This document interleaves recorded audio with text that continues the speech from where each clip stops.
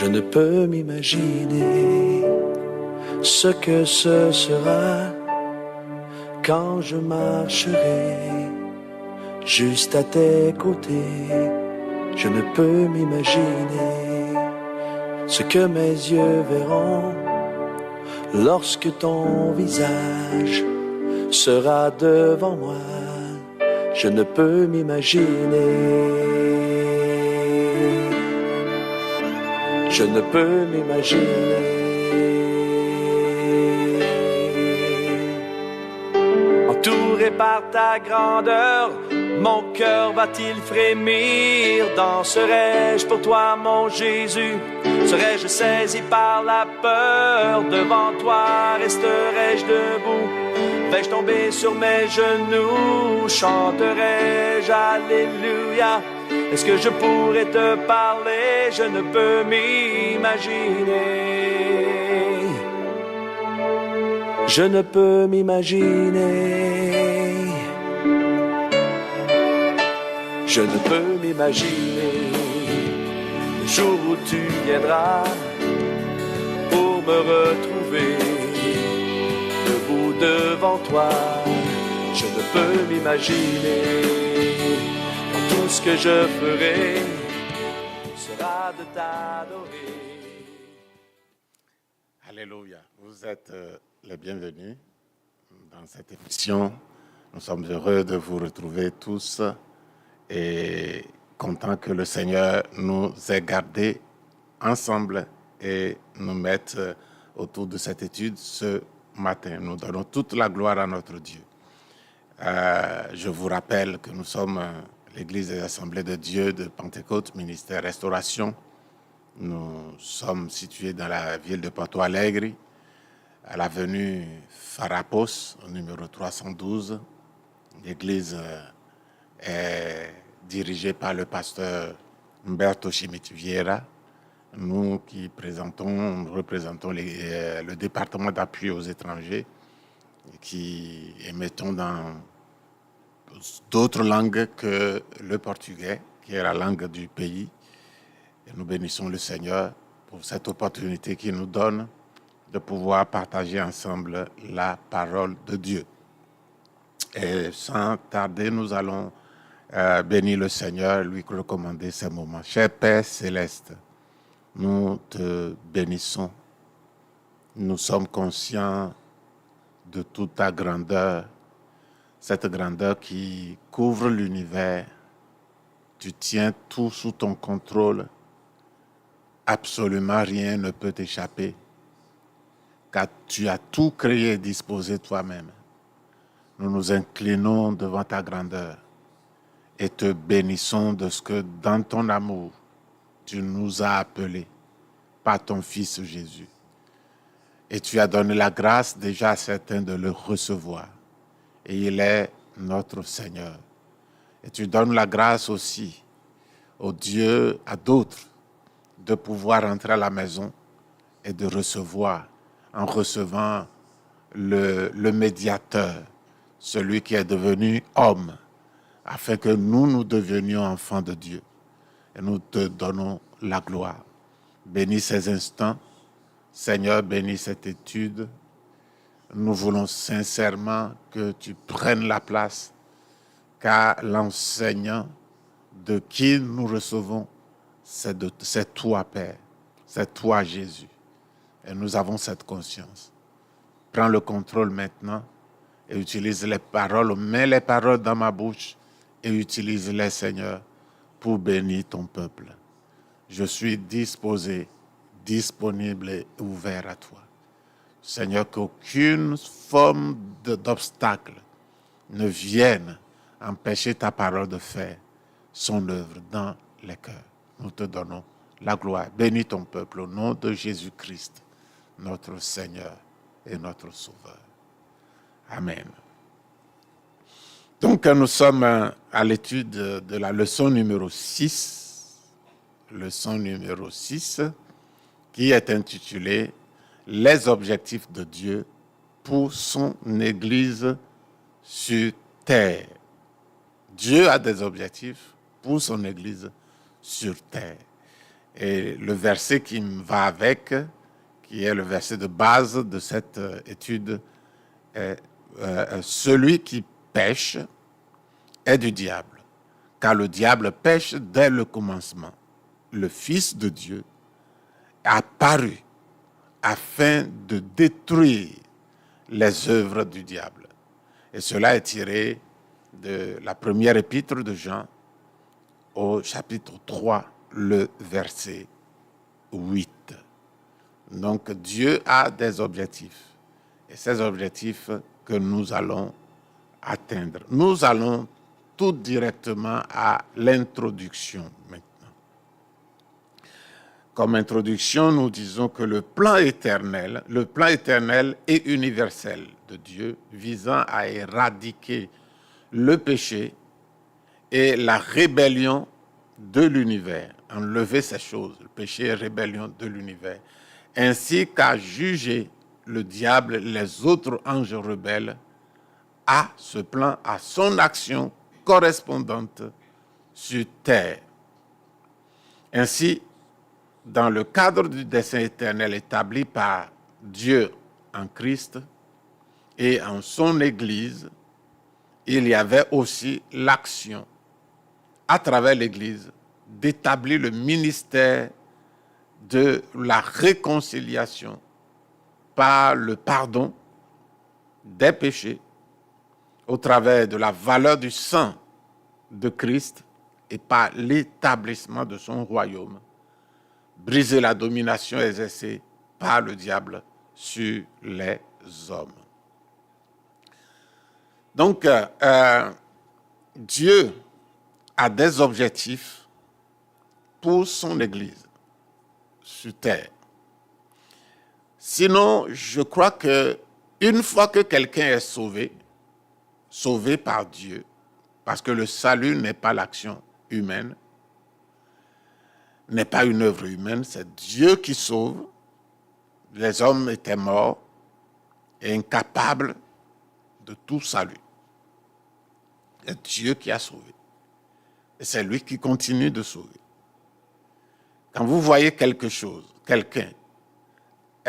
s'attacher à Dieu, et sincèrement, et vous commencez à voir des changements dans sa vie, c'est Dieu qui a fait ça. L'homme, à un moment donné, converti par le Saint-Esprit, se met à aller dans le même sens que Dieu. Donc, les dispositions, c'est Dieu qui les prend et qui sauve. Donc, l'Église, si l'Église n'avait pas d'objectif sur terre, quand quelqu'un est sauvé, Dieu le prendrait en même temps. Mais ce n'est pas le cas. Pourquoi? Parce que Dieu a un objectif pour les sauver, qui sont organisés en Église. Et nous avons parlé de l'Église universelle, qui est aussi appelée l'Église invisible. Nous avons parlé de l'Église visible, qui est aussi formée de l'Église organisée. Mais il y a certaines églises visibles qu'on ne peut pas identifier à une église organisée. Mais les églises organisées sont parmi les églises visibles. Mais l'invisible et l'universel se coïncident. C'est la même chose qui est appelée de deux noms. Ce sont des gens qui sont nés de nouveau, qui sont transformés, dans lequel le Saint-Esprit habite et qu'ils marchent avec Dieu. Ils ne sont pas des gens parfaits, mais ils sont des gens en cours de transformation. Et on voit le point de départ qui est la conversion. On voit la progression vers la perfection. Donc, ce que nous avons dit la dernière fois. Donc, cette Église sur terre a des objectifs. L'objectif, ce que Dieu vise, c'est d'éradiquer le péché. Non seulement dans le ciel, mais aussi sur la terre. Et il va utiliser l'Église pour d'abord réconcilier les gens avec lui. L'Église existe afin qu'elle elles servent de trait d'union entre Dieu et les hommes, et ils réconcilient les hommes avec Dieu. Et ces hommes dans l'Église vont continuer le rôle de l'Église à réconcilier d'autres avec Dieu. Donc l'Église réconcilie les hommes avec Dieu. Donc c'est en mettant à la disposition des gens le pardon de Dieu, en annonçant le pardon de Dieu qui agit par le pardon de Dieu qui fait que les gens sont réconciliés avec Dieu par le moyen du sang de Christ. Et aussi, le deuxième objectif, c'est que l'Église existe pour que le royaume de Dieu se constitue. Le royaume de Dieu se constitue. Et dans l'Église, Dieu va passer pour détruire les œuvres du diable dans la vie des gens, et que ce royaume qui est le royaume de Dieu, qui n'est pas encore uni visiblement, je dirais, qui est comme un quartier du royaume de Dieu sur terre, et va appliquer toutes les prérogatives, va manifester et la puissance et la connaissance de Dieu pour que les objectifs du Seigneur soient atteints sur la terre. Donc, ce n'est pas pour rien que l'Église existe. Elle existe pour un but. Le but de réconcilier avec les gens et puis de manifester le royaume de Dieu sur terre afin que l'on voit entre le monde et l'Église la différence. C'est pourquoi une conversion véritable conduit un homme dans une vie nouvelle. C'est ce que la Bible nous apprend. Donc, nous continuons. Nous allons voir la position des ministres de la réconciliation. Alléluia. Alors, quand nous parlons de la position des ministres de la réconciliation, la parole de Dieu nous révèle que tout vient de Dieu, qui nous a réconciliés avec lui par le Christ et nous a donné le ministère de la réconciliation. Cela est tiré de 2 Corinthiens chapitre 5, le verset 18.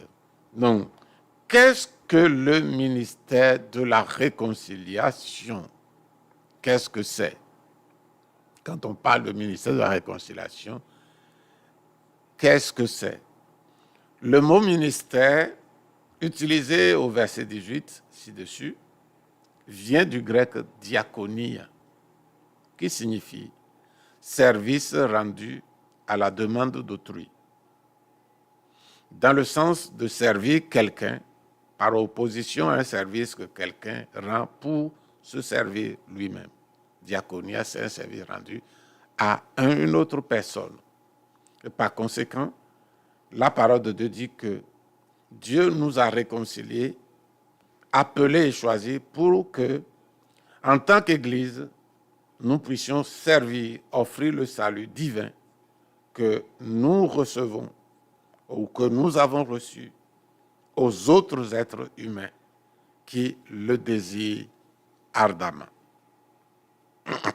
Après, dans les versets suivants, l'apôtre explique en quoi consiste ce ministère de la réconciliation. Dans 2 Corinthiens 5, 19 à 20, il est écrit ceci. « Car Dieu était en Christ, réconciliant le monde avec lui-même, en n'imputant point aux hommes leurs offenses. Il a mis en nous la parole de la réconciliation. » Verset 20, « Nous faisons donc les fonctions d'ambassadeurs pour Christ, comme si Dieu exhortait par nous. Nous vous en supplions, au nom de Christ, soyez réconciliés avec Dieu. » Donc, ces deux versets présente 2 points très intéressants que nous verrons dans le sujet suivant. Donc, nous allons jusqu'au bout. Après, je peux... Donc, nous voyons ici que le ministère de la réconciliation est donné à l'Église comme ensemble, mais en tant qu'individu dans l'Église. L'Église exerce le ministère de la réconciliation et elle utilise les individualités dans l'Église. Depuis le pasteur jusqu'aux récents convertis, nous exerçons le ministère de la réconciliation. Donc, ce ministère consiste à annoncer Christ, à annoncer l'offre de Jésus, l'offre de Dieu au travers de Christ aux hommes qui ne le connaissent pas encore, qui ne l'ont pas encore reçu. Et ce ministère doit aller jusque dans les lieux où Christ n'est pas annoncé. Ça peut être annoncé dans nos villes, parce que nos villes sont remplies de personnes qui ne sont pas nées de nouveau encore, qui n'ont pas encore fait la paix avec Dieu. Le réconciliateur, ministère de la réconciliation, c'est ce ministère qui se tient au milieu de 2 personnes ennemies. L'inconverti, l'impie, est ennemi de Dieu.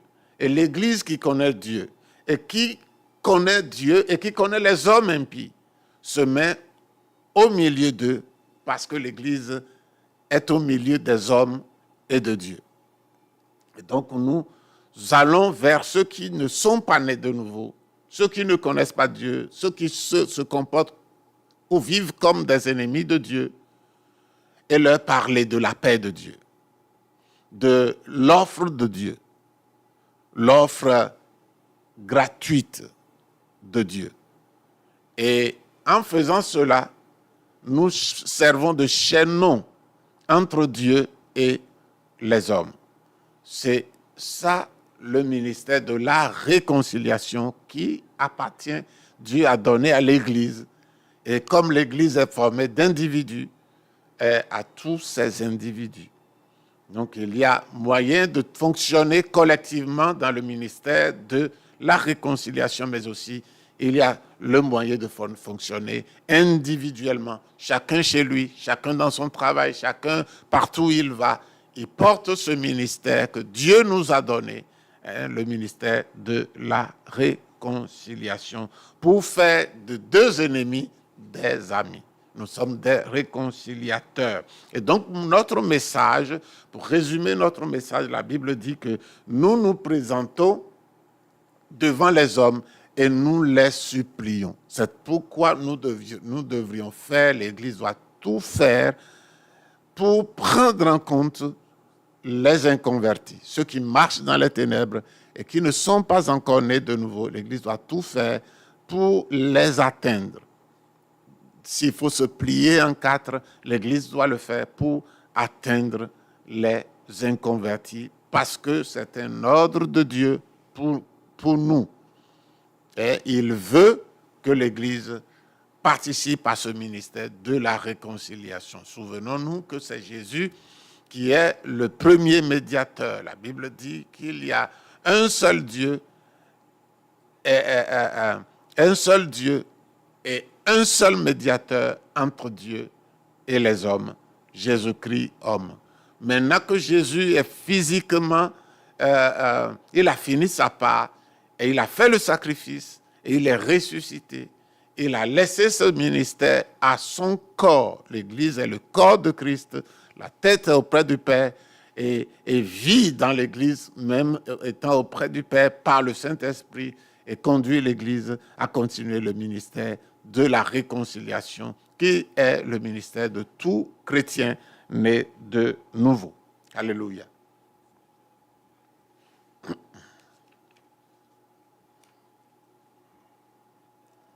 Donc,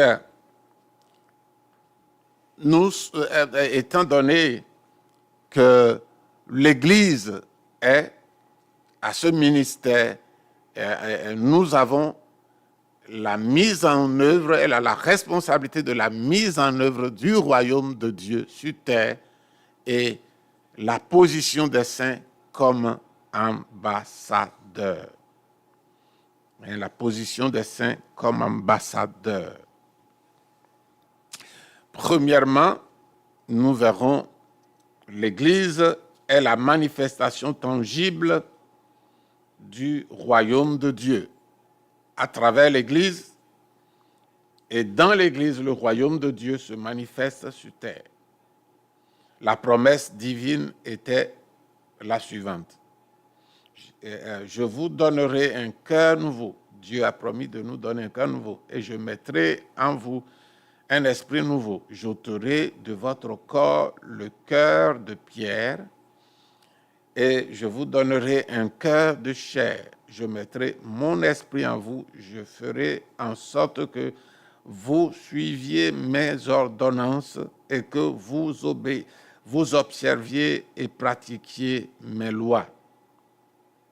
C'est pourquoi, en apportant la promesse de l'Esprit, Jésus a proclamé, les pharisiens,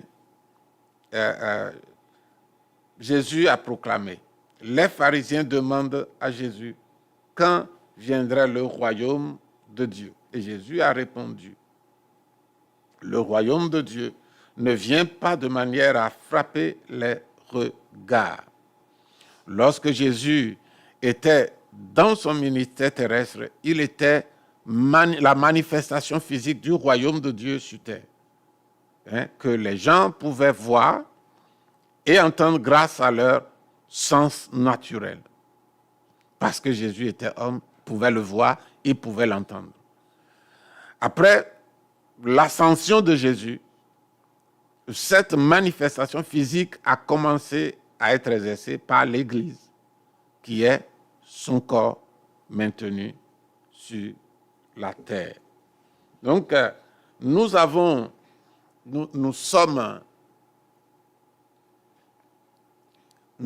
des ambassadeurs de Christ. Et donc, la présence physique de Jésus va couvrir le temps de la grâce. La présence physique de Jésus va jouer un rôle important. Au temps des disciples, Jésus était là et représentait le royaume de Dieu. Il disait aux gens que voici le royaume de Dieu est au milieu de vous. Il parlait de lui-même quand il parlait aux gens. Et il a représenté, il était la manifestation physique du royaume de Dieu. Dieu a toujours voulu que ce signe, cette manifestation soit là. Mais à un moment donné, Jésus a été mis à mort, crucifié, enseveli, et il est ressuscité. Et c'est 40 jours après, il est monté au ciel. Et après avoir quitté la terre, 10 jours après, il a envoyé son esprit à la Pentecôte. Et l'Église a été fondée en ce moment. C'était une dispensation spéciale dans laquelle les apôtres ont vécu dans ces 3 années et demie avec Jésus. C'est vrai, Jésus disait dans Luc chapitre 10, le verset 19, au verset 20, que réjouissez-vous de ce que vos noms sont écrits dans le livre de vie. Vos noms sont écrits dans le ciel. Je crois que ça doit être le verset 18. Et donc, les disciples savaient qu'ils étaient sauvés. Mais la forme définitive de l'Église n'était pas encore née. Et donc, l'Église va être fondée à la Pentecôte, quand le Saint-Esprit est venu pour habiter les gens. Jésus leur faisait la promesse que maintenant le Saint-Esprit est avec vous, mais il sera en vous. À la Pentecôte, le Saint-Esprit est venu en eux.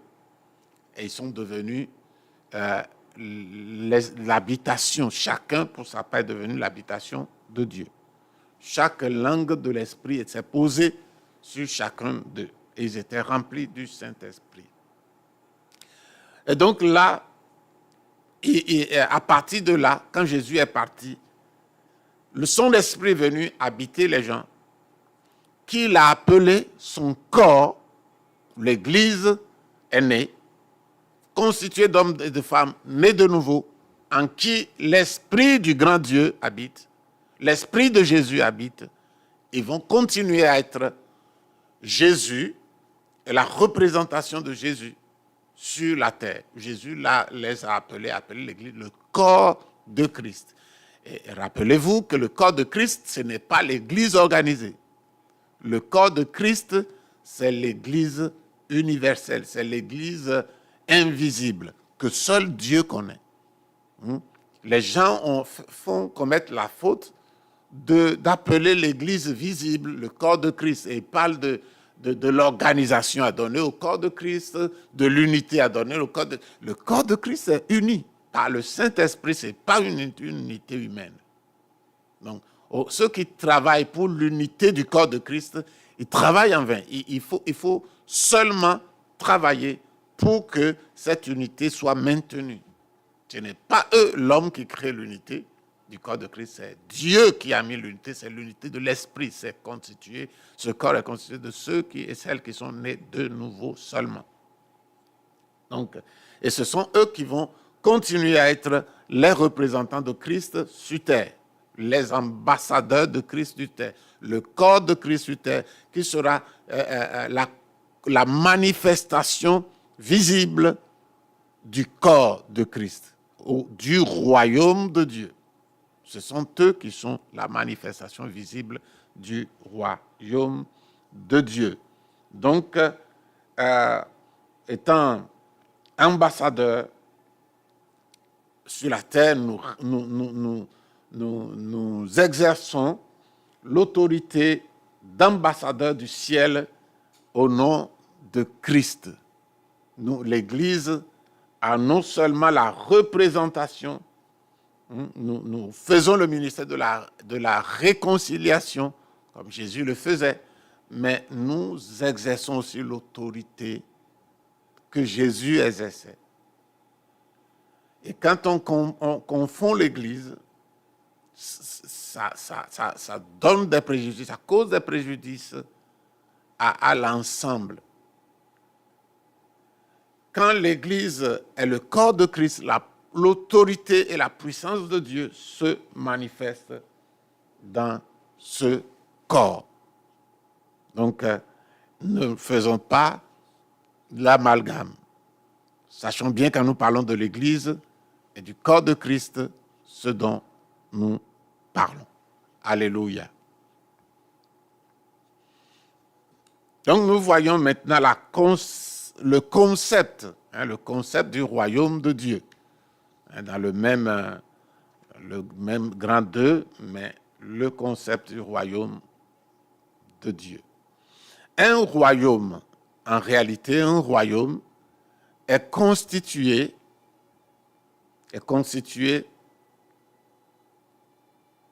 par un peuple, premièrement par un territoire. Quand nous prenons l'exemple sur les royaumes humains, le royaume de Rome, le royaume babylonien, le royaume, par exemple, il y a certains royaumes, le royaume d'Arabie Saoudite, le royaume du Maroc, il y a le royaume, les Royaumes-Unis, United Kingdoms. Ce sont des territoires, premièrement. Puis, ces territoires sont habités par des personnes. Le roi, et puis, ce territoire est gouverné par un roi. Quand on dit il y a un roi, c'est que ce roi a un territoire.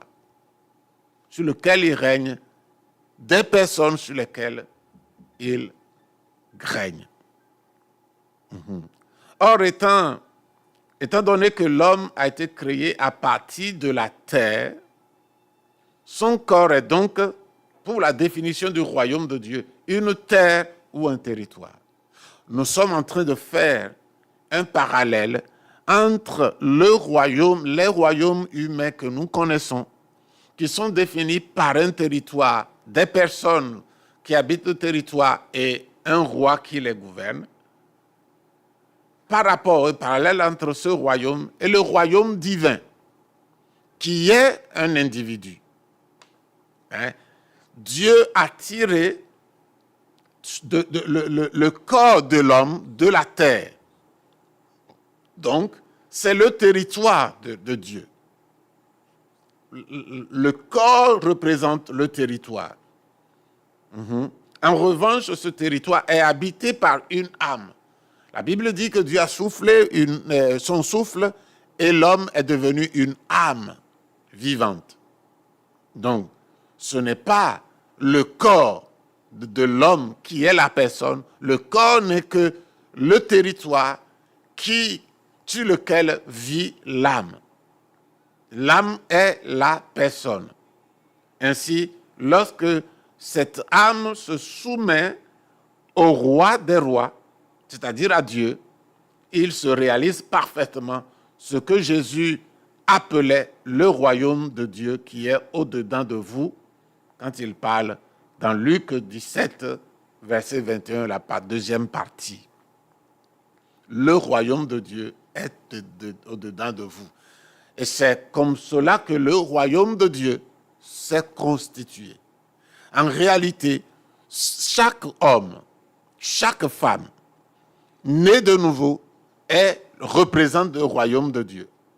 C'est pour cela que l'Église mise ensemble, ces individus mis ensemble, peuvent être aussi appelés le royaume de Dieu. C'est le corps de Christ, parce que chaque personne est un petit territoire où il y a le territoire qui est le corps tiré de la terre, une âme vivante qui habite ce territoire, et ce territoire, l'âme se soumettant à Dieu, recevant Christ comme Seigneur et Sauveur, et se soumettant à Christ, devient le royaume de Dieu.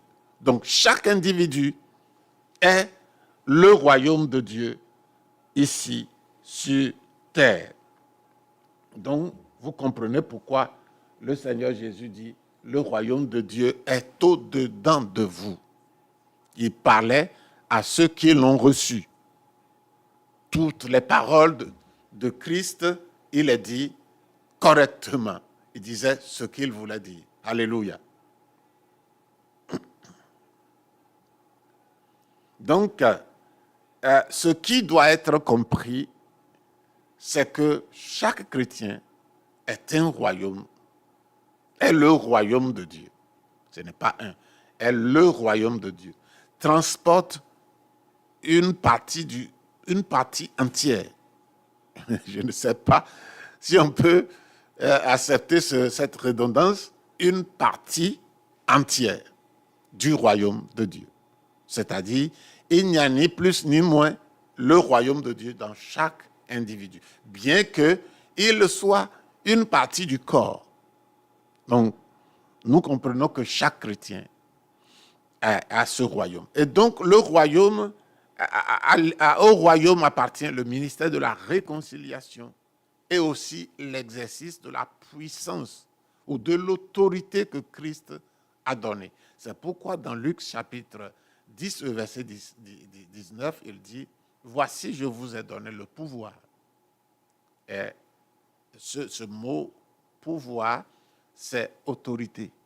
Ce n'est pas puissance. Je vous ai donné le pouvoir, l'autorité de marcher sur les serpents, sur les scorpions et sur toute la puissance de l'ennemi. Et rien ne pourra vous nuire. Parce que vous ne faites pas partie de ce monde. Parce que vous avez l'autorité du royaume. Vous fonctionnerez ou vous fonctionnez avec la même autorité que j'utilisais. Si nous pouvons nous figurer, nous chrétiens pouvons nous figurer que nous avons la même autorité que Jésus, notre Seigneur, alors ça faciliterait nos victoires. Ça donnerait une grande liberté dans nos combats, car nous savons que, comme Jésus n'a jamais perdu de combat, nous ne perdrons jamais aussi de combat. Donc, voilà un peu comment nous pouvons expliquer le concept du royaume. Et donc, vous pouvez comprendre maintenant pourquoi vous êtes le royaume de Dieu. Pourquoi le royaume de Dieu est en vous. Parce que le roi est en vous. Vous avez soumis votre âme. Le territoire, c'est pour lui. La terre est pour le Seigneur. Et nous sommes constitués d'argile. Nous sommes constitués de glèbe. Il a pris de la glèbe, de la terre. La glèbe, c'est l'argile. L'homme, normalement, doit être appelé le glébeux. Le glébeux. Et maintenant, Dieu a pris la terre que lui-même il a formée. Une âme, il a soufflé une âme, et il veut être le roi. Vous voyez comment est tordu le fait que les gens, prenant ce qui appartient à Dieu, c'est-à-dire la terre, un corps qui appartient à Dieu, une âme qui prend une décision contraire de se rendre royaume, de se rendre comme royaume de quelqu'un d'autre qui n'est pas Dieu. Les gens se rendent pour être le royaume de Satan, pour être le royaume de l'homme qui est en fait le royaume de Satan aussi. Et beaucoup, sur la terre, il n'y a que peu de personnes qui sont retournées à leur état réel, c'est-à-dire créés par Dieu, par la terre, par l'argile, avec de l'argile, qui utilisent leur âme et choisissent Dieu, qui disent oui à Dieu pour que Dieu prenne son royaume. Et là, tout change. Et la personne, sa vie est différente. Ses perspectives sont différentes. Et donc, nous voyons clairement cela. Nous allons un peu plus loin. Alléluia. Donc, ici, voyez-vous ce petit dessin, le royaume de Dieu sur terre à travers chaque croyant. Voilà le croyant qui est là. La première image est l'image de l'homme naturel fait de la terre, tiré de la terre. Puis, il y a l'homme jaune qui est là, qui est l'esprit. Puis, l'homme un peu rosé qui est l'âme. Donc, vous voyez que les gens, il y a certains dessins, certaines représentations qui sont un peu, ne représentent pas bien ça, bien l'homme. Ils mettent 3 ronds. Le premier rond, c'est la chair. Le second rond, c'est l'âme. Et le 3e rond, c'est l'esprit. Mais en réalité, c'est la rencontre entre la chair, le corps et l'esprit qui donne l'âme, qui génère l'âme. Donc l'âme est la 3e chose qui est venue. L'âme est la 3e chose qui est venue. Donc, dans les représentations en 3 ronds, le premier cercle, au centre, il y a 3 cercles. Et le cercle du centre, le plus petit cercle du centre, les gens l'appellent l'esprit. Mais si nous voulons respecter l'ordre d'arrivée, nous trouvons que c'est l'âme, l'âme doit être générée entre le corps et l'esprit. Donc, le second cercle, qui est le cercle du milieu, doit être l'âme. On doit être plutôt l'esprit. C'est l'âme qui doit être dans le plus petit cercle. Donc, c'est pourquoi ici, quand vous dégradez, il y a l'homme le plus élevé, qui est l'homme terrestre, c'est le territoire. L'homme, le moyen homme, c'est l'esprit, c'est le domaine de l'esprit. C'est l'esprit de la personne. Puis l'homme le plus petit, il y a 3 niveaux là. Le plus petit en taille, c'est l'âme. Donc, nous essayons de corriger un peu pour que dans la suite de la leçon, il y aura un recours à ces choses. Dans nos enseignements, nous enseignons l'homme comme ça. La trichotomie de l'homme, nous l'enseignons comme ça. C'est-à-dire le corps, l'esprit et l'âme. Généralement, les gens disent le corps, l'âme et l'esprit. Mais en réalité, quand nous suivons les instructions bibliques, la chronologie d'arrivée des gens de ces 3 parties, nous avons le corps, l'esprit et l'âme. Parce que quand Dieu a formé l'homme, il a soufflé dedans, l'âme n'existait pas, il a soufflé son souffle dedans, qui est l'esprit, puis l'homme est devenu une âme vivante. Donc, retenez bien ça. Alléluia. Donc, ne commettez plus cette imprécision. Je ne dirais pas que c'est un schéma erroné. Tout le monde a bâti jusqu'à un certain niveau. À un certain moment, je fonctionnais aussi sur ce schéma. Mais en réalité, quand j'ai été confronté par celui à qui le pasteur Umberto, il a bien expliqué, et c'est une révélation de Dieu, qui, même étant ici, facilite la compréhension du fonctionnement humain. Mais chez les autres, ce n'est pas faux, puisque les 3 éléments sont toujours là, mais le fonctionnement, suivre le fonctionnement est très difficile. Ils ont défini la chose en disant que l'homme est un esprit qui vit dans un corps et qui a une âme. C'est comme ça qu'ils définissent. Mais en réalité, ça peut être compréhensible. Mais en réalité, l'homme est une âme, parce que Dieu a dit, l'homme est devenu une âme vivante. C'est l'homme qui est devenu une âme vivante. Il n'a pas dit un esprit vivant. Il a dit une âme vivante. L'homme est une âme qui utilise 2 corps. Et le jour où j'ai reçu ça, on m'a enseigné ça. Ça a clarifié plein de choses dans mon esprit. L'homme est une âme.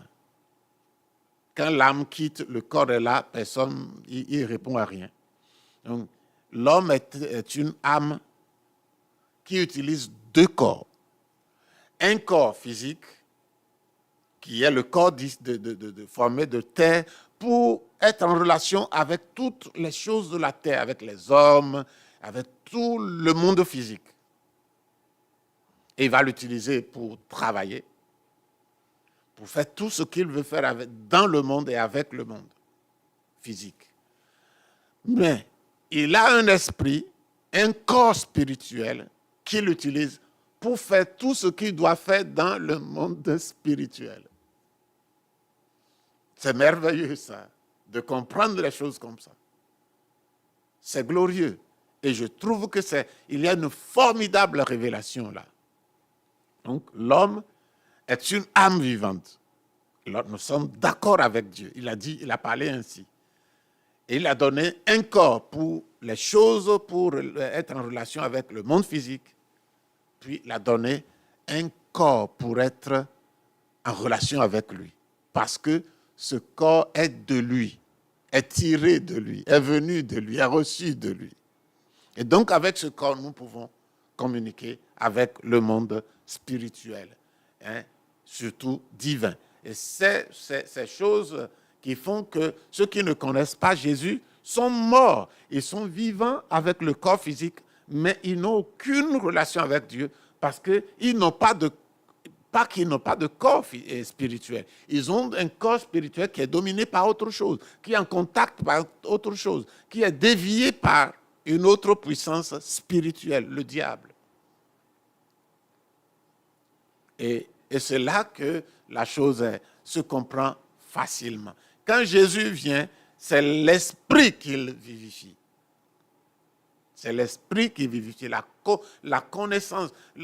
Vous voyez, quand quelqu'un se convertit, quand il est fumeur, les jours qui vont suivre, il peut encore fumer. Certaines personnes sont délivrées automatiquement, mais tout le monde ne fonctionne pas comme ça. Il y a certains vices que vous êtes convertis, nés de nouveau, même baptisés du Saint-Esprit, mais vous faites encore des choses et vous luttez, vous trouvez, ça vous fait pleurer, ça vous fait rend triste, mais il y a un processus. Votre esprit est vivifié. Vous avez la vie de Dieu en vous, mais vous allez apprendre à dominer votre colère. Ça ne doit plus être comme vous avez reçu de votre père. Et c'est fini, cette colère du père, mais ça a laissé des séquelles que vous devez gérer avec Dieu, avec la parole de Dieu, avec votre tendance maintenant qui veut plaire à Dieu, qui veut obéir à Dieu, parce que l'Esprit de Dieu habite en vous. Et ces choses vont vous lâcher progressivement et vous continuerez. Il y a certaines choses, la chair, des choses qui sont des résidus sataniques, diaboliques, vont disparaître. Mais il faut rester avec Dieu. Ils ne vont pas disparaître dans 2 semaines. Certaines personnes luttent avec à vie, mais ils sont nés de nouveau. Leur esprit est vivifié. Ils ont une relation avec Dieu. Et certaines sont des habitudes. C'est pourquoi Jésus a dit, si ce sont des habitudes de la chair, Jésus nous a dit qu'il faut crucifier la chair. Si quelqu'un veut me suivre, veut venir après moi, qu'il renonce à lui-même. Qu'il renonce à lui-même. Qu'il se charge de sa croix. Et qu'il me suive. Renoncer, c'est dire que je ne vais plus utiliser mon raisonnement à les choses. Maintenant, je ne prends plus de décision qui soit mienne. Je n'agis plus de ma propre manière. Je suis la propriété de quelqu'un et je veux marcher maintenant avec Dieu. Donc, Jésus a dit de prendre ta croix. Ta croix, c'est quoi? Pour faire quoi? Pour crucifier tes désirs. Les désirs de la chair qui vont se manifester. Parce que c'est ton esprit qui est vivifié. Ton esprit n'a plus rien à recevoir. Tu ne peux pas le changer. Nous ne pouvons pas modifier notre esprit. Dieu l'a vivifié et lui a donné toutes les capacités qui sont nécessaires pour communiquer avec lui. Maintenant, c'est à nous d'utiliser ce que l'esprit utilise, de manger ce que l'esprit mange, la parole de Dieu, de vivre comme l'esprit de Dieu vit comme on vit avec l'esprit de Dieu. Nous sommes dans la Bible dit que nous devons prier en disant que ta volonté soit faite sur la terre comme au ciel. Ça doit commencer par nous.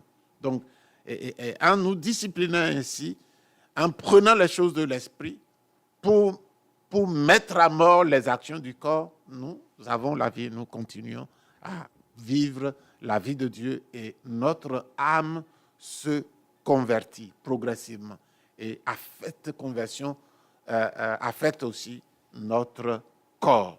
Et puisque la discipline de l'âme fait que l'âme décide où le corps humain doit se concentrer et où le corps spirituel doit se concentrer.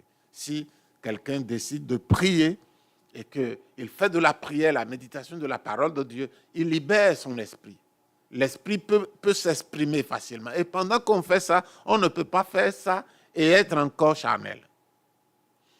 Quelqu'un qui refuse de prier, il va utiliser le corps physique. Celui qui veut plaire à Dieu va utiliser le corps spirituel, l'esprit. Donc, l'âme est au milieu et il va décider. C'est elle qui prend la décision. C'est ton âme qui prend la décision. C'est ton âme qui est toi et qui prend la décision de se pencher, de s'incliner vers le corps physique ou vers le corps spirituel. Être charnel ou être spirituel. Gloire à Dieu. Nous allons plus loin. Donc, ici, nous voyons que l'Église comme l'agent de l'expansion du royaume de Dieu. Tout cela, nous l'avons déjà parlé, survolé. Le royaume de Dieu qui est au sein des sauvés, qui est à l'intérieur de l'homme racheté, impacte le royaume de Satan lorsqu'il dépasse l'intérieur du croyant et élimine la domination du diable dans les autres territoires. Il est dit dans Luc 11 versets 19 à 22, « Et si moi je chasse les démons par Bézéboul, vos fils, par qui les chassent-ils? C'est pourquoi ils seront eux-mêmes vos juges.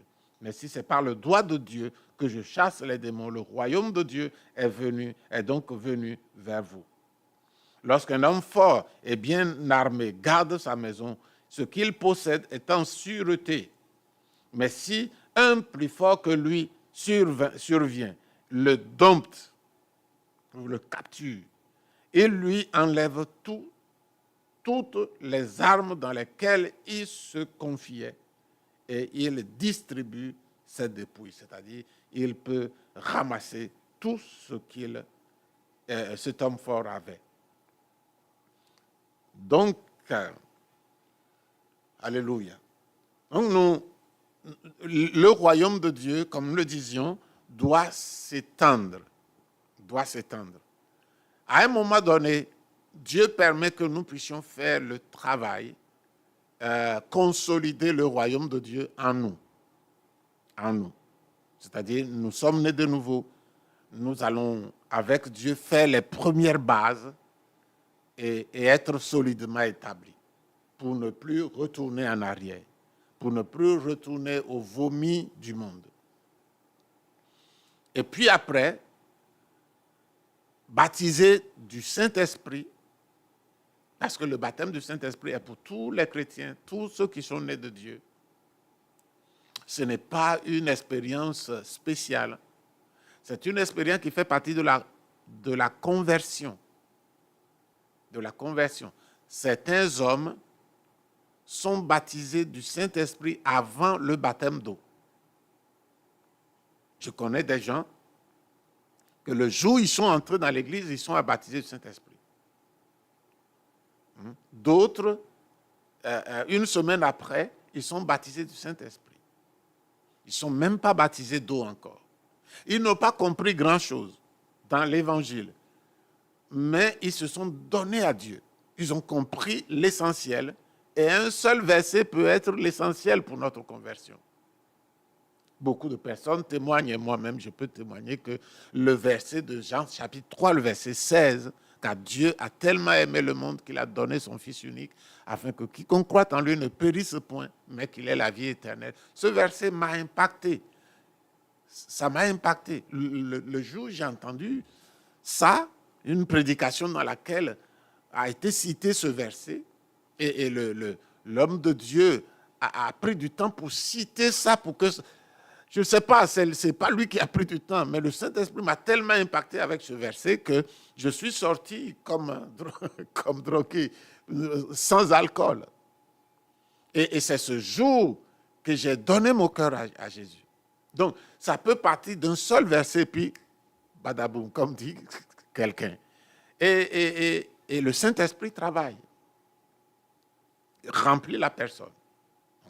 Ça peut se faire très, très tôt. Mais ça peut, pour certains, ça se fait plus tard.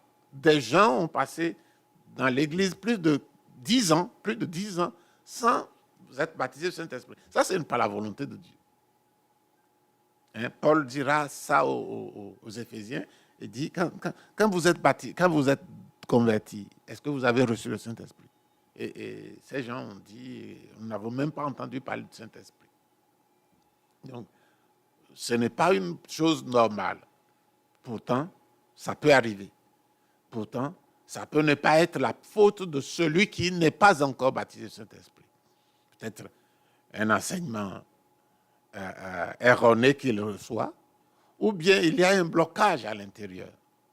Un blocage, et Dieu va utiliser des circonstances pour régler ce problème, comme il a toujours réglé. Il veut que tous ses enfants qui sont honnêtement rendus à lui soient baptisés du Saint-Esprit. Il y a 2 réceptions du baptême du Saint-Esprit. Pour ceux qui ne le savent pas, il y a quand nous sommes convertis, nous recevons l'esprit de la régénération, nous devenons chrétiens. Pour certains, les 2 viennent en même temps. Les 2 viennent en même temps. C'est ce que je dis, les gens reçoivent Jésus et ils sont baptisés du Saint-Esprit en même temps. Ils reçoivent 2 doses. Ils ont reçu la régénération qui fait que la personne est devenue enfant de Dieu. Puis, il revient et il reçoit le revêtement, c'est-à-dire la plénitude. Il est rempli de l'Esprit jusqu'à déborder, dont le signal est le parler en langue. Donc, le signe initial est le parler en langue. Donc, voilà ce que nous voulons ajouter. Donc, quand on est rempli du Saint-Esprit, je disais qu'il faut passer un temps pour s'affermir, un temps plus ou moins petit, ou pour se mettre profondément en Dieu, savoir que maintenant notre direction est Jésus. Il ne faut pas être dans une position d'hésitant. Et maintenant, quand on n'hésite plus, on sait dans quoi on s'est engagé, alors il faut qu'on devienne un agent d'expansion de l'Église. Nous devons porter l'Église dehors, être des gens qui propagent, les gens qui gagnent des âmes, les gens qui font en sorte que d'autres personnes soient gagnées à Christ, se rendent à Jésus. Et c'est là que l'Église se répand. C'est ce que nous avons appelé l'expansion. Alléluia. Nous allons plus loin et continuons vers la fin. Alors, dans 4 maintenant, petit 4, le royaume de Dieu est le règne de Dieu dans le monde spirituel et non dans le monde humain. Donc, ici, lorsque Jésus fut amené devant Pilate, dans Jean 18, 26 à 40, apparemment, d'un point de vue humain, le royaume du diable avait vaincu le royaume de Dieu, apparemment. Après tout, le Fils de Dieu était là, arrêté, humilié, torturé. Mais il dit, Jésus va dire, mon royaume n'est pas de ce monde, répondit Jésus. Et il dit, continue, si mon royaume était de ce monde, mes serviteurs auraient combattu pour moi, afin que je ne fusse pas livré aux Juifs. Mais maintenant, mon royaume n'est pas d'ici-bas. Jean 18, 36. Mon royaume n'est pas d'ici-bas. Même si Jésus semblait apparemment perdre le contrôle et que les hommes exerçaient sur lui leur domination, c'était la volonté de Dieu qui était réalisée même dans ce processus, selon le dessein éternel de Dieu en Christ. La prière des croyants, quand nous prenons l'exemple de la prière des croyants dans Actes chapitre 4, versets 26 à 31, quand l'Église a commencé à être persécutée, quand l'Église a commencé à être persécutée, ils ont prié de cette façon. Les rois de la terre se sont soulevés, les princes se sont ligués contre le Seigneur et contre son nom. En effet, contre ton saint serviteur Jésus, que tu as oint, Hérode Pilate et Ponce Pilate se sont ligués dans cette ville avec les nations et avec les peuples d'Israël pour faire tout ce que ta main et ton conseil avaient arrêté d'avance.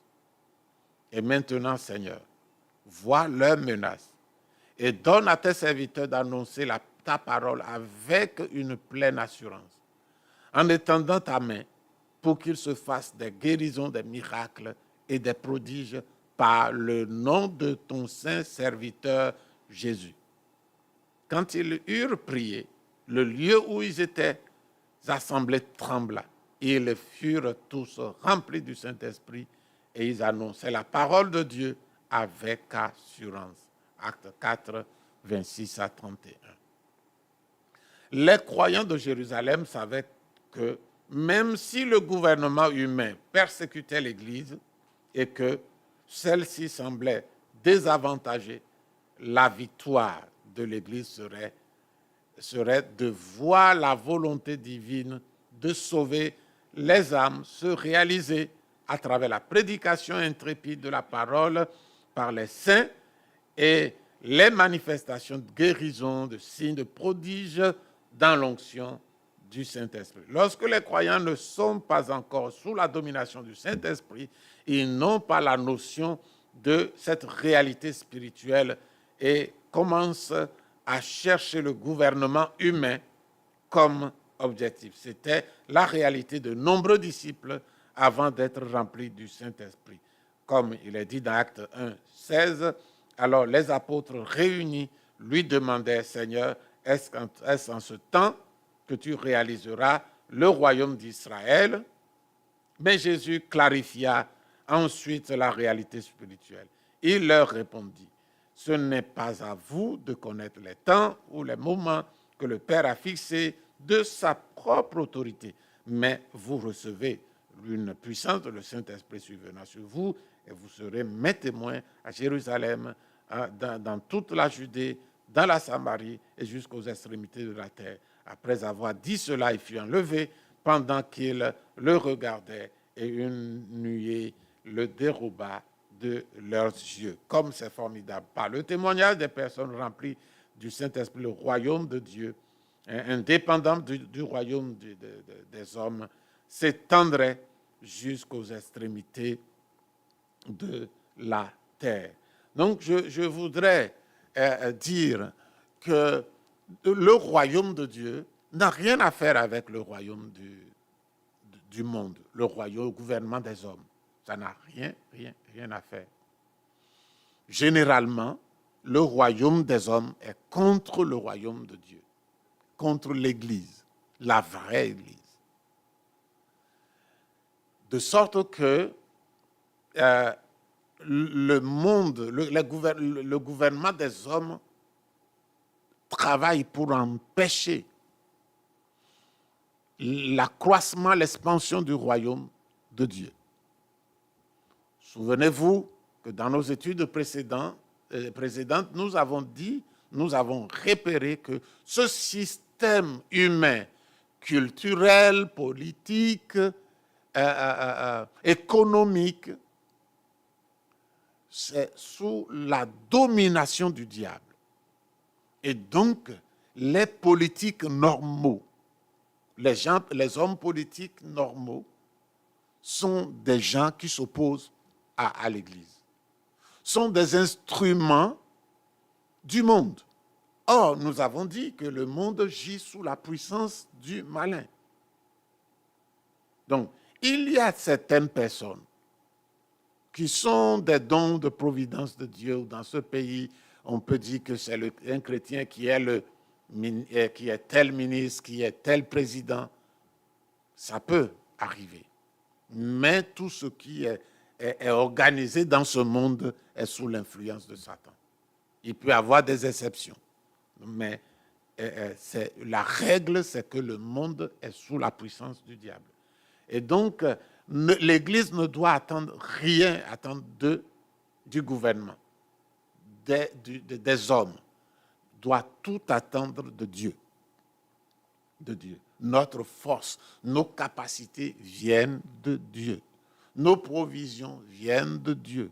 Quitte à lui de mobiliser des gens qui ne connaissent pas Dieu, mais ça doit venir de lui. Ce n'est pas par des astuces que nous collaborons avec le monde pour que le monde finance l'Église. Non. Ce sont des choses qui sont des miracles, des interventions de Dieu.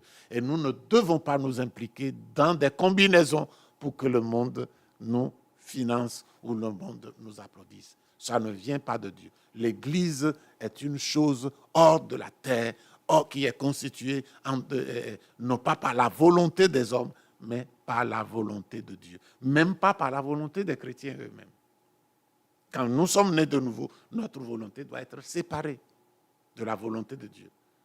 Jésus a dit, pas ma volonté, mais ta volonté. Nous avons une volonté. Chaque homme, chaque chrétien, même né de nouveau, a une volonté. Et nous ne devons pas prendre cette volonté.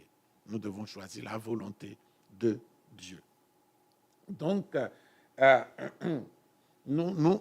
l'Église doit se développer, que les hommes soient d'accord ou non. Qu'il y ait opposition ou non. Il y a, dans des situations difficiles, dans des crises, dans des guerres, l'Église doit continuer à se multiplier. Il y a des pays où il y a eu des guerres, et quand la guerre est finie, des églises qui avaient 30 membres, 40 membres, sont devenues des églises de 500 membres, de 1000 membres et de 2500 membres. Une église a fait parler d'elle dans un pays d'Afrique. Les missionnaires qui travaillaient dans cette église avaient une trentaine de membres. Mais 10 ans après, quand il y a eu la guerre dans le pays, 10 ans après, cette église a plus de 2000 membres. Donc, rien ne peut arrêter l'église. Parce que la puissance qui est derrière l'église, qui agit dans l'église, la puissance, l'autorité de l'église, ce n'est pas une autorité terrestre. C'est l'autorité de Dieu qui est au-dessus de tout. Si l'église ne connaît pas ça, il va rater sa vocation. Si un chrétien ne connaît pas ça, ce chrétien va rater sa vocation. C'est pourquoi notre roi mérite notre attention, toute notre dédicace. Donc, c'est ce que je vous laisse ça pour que vous puissiez continuer à réfléchir dessus. Alléluia. Donc, les conditions pour jouir du royaume de Dieu. C'est plutôt l'unité. L'unité, condition de la prédominance du royaume dans les communautés où sont organisées les églises. Donc ici, nous faisons quelques lectures. La condition pour la prédominance du royaume de Dieu dans les communautés où se trouvent les églises organisées est l'unité de l'Église. L'unité de l'Église. L'évangile de Luc nous dit ceci. Alléluia.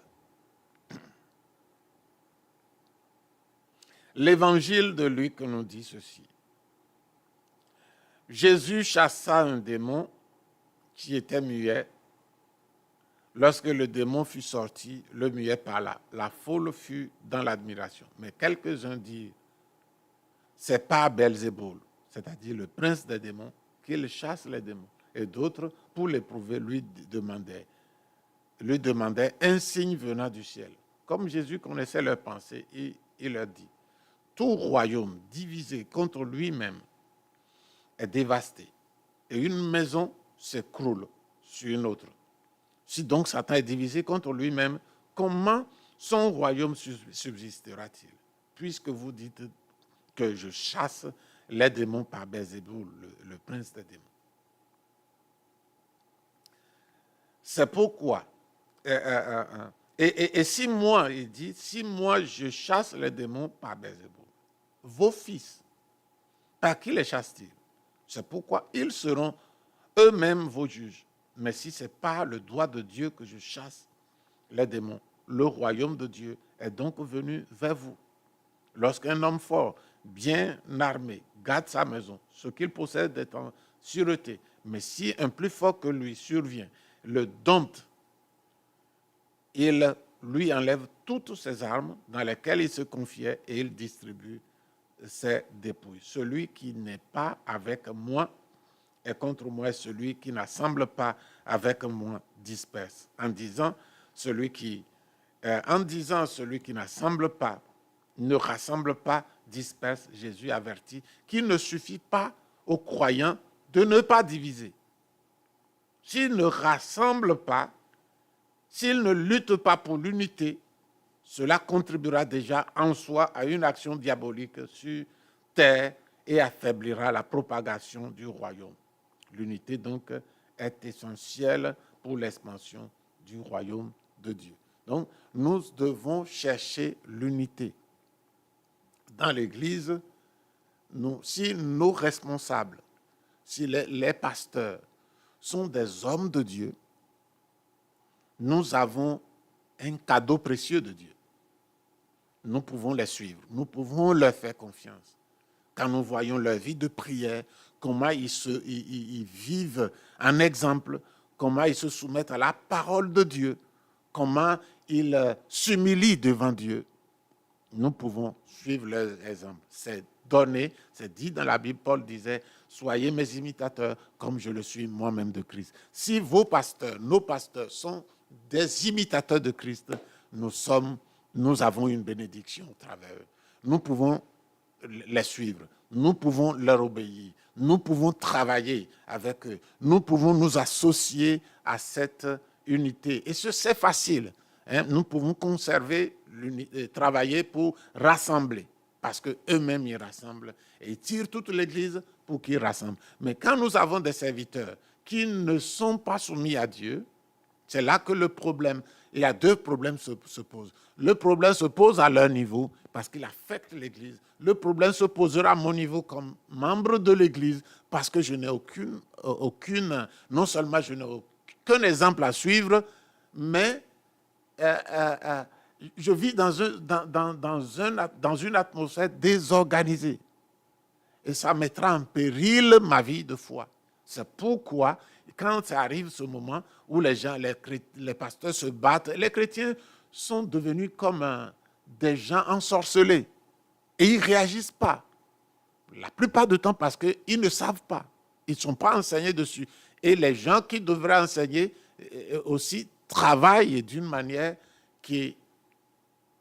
ils ont totalement mis le Seigneur de côté. C'est une autre chose que nous pouvons aborder plus tard. Donc, nous devons travailler pour l'unité. Nous devons nous soumettre aux dirigeants. Nous devons obéir à la parole de Dieu. Et nous devons mettre notre vie spirituelle au service des autres.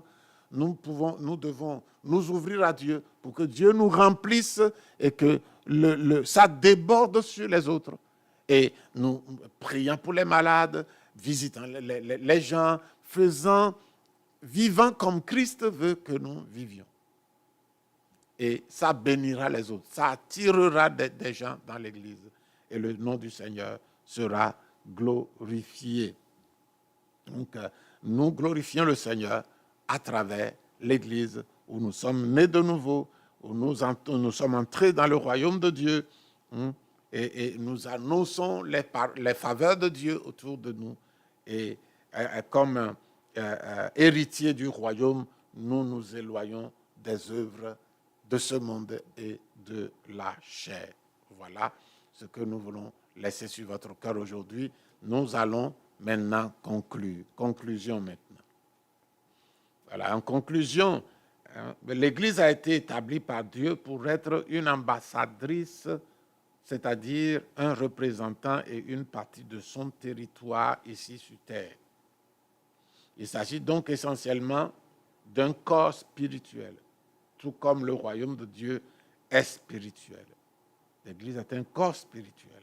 Pour accomplir cette mission, vous devez donc être unis et vous battre pour l'unité. Ainsi s'accomplira ce qui est établi dans la prière enseignée par le Seigneur Jésus-Christ que ton règne vienne et que ta volonté soit faite sur la terre comme au ciel. Et se réalisera le ministère de la réconciliation entre l'homme et son Créateur. Donc, voilà, nous sommes arrivés à la fin de la leçon, les objectifs de Dieu pour son Église sur terre. Nous allons continuer la série, nous sommes qu'au numéro 20, la leçon 6. Il en a jusqu'à leçon 21, nous avons 21 leçons ici, et que nous verrons, et pendant ce temps, l'Église, son unité et la raison de la création de l'humanité qui est le sujet central de notre étude, de cette série d'études, va vous apparaître de plus en plus clair pendant que nous avançons dans les leçons. Que le Seigneur vous bénisse et à samedi prochain. Seigneur notre Père, nous te bénissons et te glorifions. Remettons toutes ces choses dans tes mains. Et ce qui, le Saint-Esprit a cette capacité de corriger, d'amplifier, de donner des exemples, de permettre une meilleure compréhension de ce que nous avons enseigné. Seigneur, c'est avec toute une grande faiblesse que nous l'avons fait, mais c'est toi seul qui es parfait. Et je laisse ces mots dans tes mains. Et je compris pour chacun, afin que tu continues à faire ton œuvre, à élargir le domaine de compréhension, à parler par révélation à tes enfants, afin que, Seigneur, ils viennent à comprendre les profondeurs de tes intentions quand tu as créé l'Église. Seigneur, sois loué, sois béni notre Roi et Père, au nom de Jésus. Amen. Mon visage sera devant moi, je ne peux m'imaginer. Je ne peux m'imaginer. Entouré par ta grandeur, mon cœur va-t-il frémir? Danserai-je pour toi, mon Jésus? Serais-je saisi par la peur? Devant toi resterai-je debout? Vais-je tomber sur mes genoux? Chanterai-je Alléluia?